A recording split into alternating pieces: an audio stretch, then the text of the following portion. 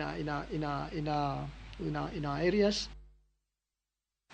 Jopuonje mag skunde sekondar madundo kata JSS e kaunti ya Bungoma, Nyamira, Vihiga kod Taita Taveta nobago ng'anyo mar kwedo duol mochung' ne ndiko jopuonj TSC kuom rem chopo chik mar doho e wi ndikogi e yo mongirore.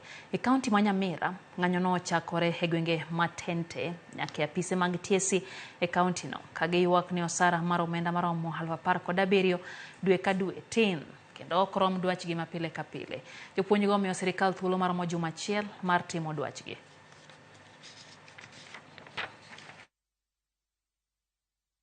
Na siku ya leo tumekuja hapa kwa ajili ya mgomo.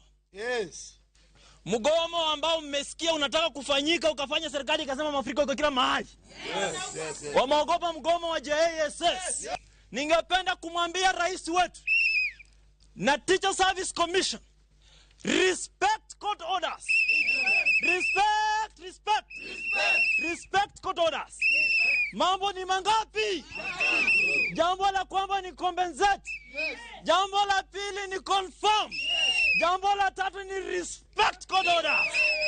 Teachers who are trained, qualified for 4 years, they were in college learning every day, and they gave them a certificate to show that they are qualified and they are worth to be teachers.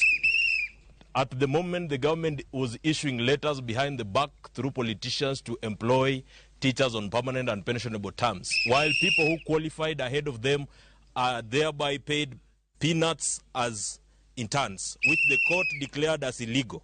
So we are here today to remind TSC and the government of Kenya that these teachers have renewed their contracts because the court said so. And so today the court has said internship is illegal.